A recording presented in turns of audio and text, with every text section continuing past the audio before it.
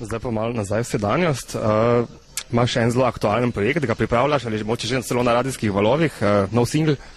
Ja, moram reči, da ravno danes je bil poslan po radijskih valovih in moram reči, da sem že dobil, mislim, da od enih 12 radijskih postaj nazaj, da je zadeva super in da se že vrti in je, mislim, celo danes že bila uvrščena na enih par lestvic, tako da upam, da bo to, ne.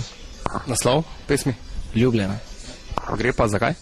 V bistvu je tako, da je ta komad v bistvu že na radijski postaji bil, ampak je bil v takšni hitri preobleki, zdaj smo pa malo dali to v special božično varianto, brez teh cin, je takšna, v takšnem aranžmaju, orkestrskem aranžmaju in pa s takimi soulbacki, res huda zadeva, no.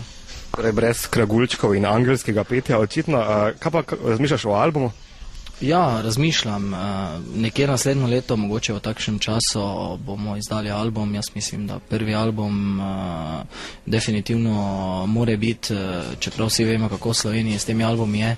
Ampak na konec konca je to za svoj imidž, za svojo prepoznavnost in seveda bom tudi jaz izdal album. Zdaj tebi so tekom tvoje kariere, ne vem, oboževalci nadevali razne nazive, ne vem, med drugim si Latino lover, pa Balkan lover, pa ne vem, kaj od tega si, ne vem, lover iz Melja, ne vem. Ja, če že smo pri teh nazivih, ravno mislim, da 2 dni nazaj sem bil na eni prireditvi Diamanti in ko sem pogledal na en slovenski portal, so mi pod sliko napisali slovenski Ricky Martin, tako da zdaj ne vem, kako bojo se ljudje sami odločili. Mene je to cool, mene to ne moti, pač če oni v meni vidijo Ricky Martina, meni to tudi paše na konec konca.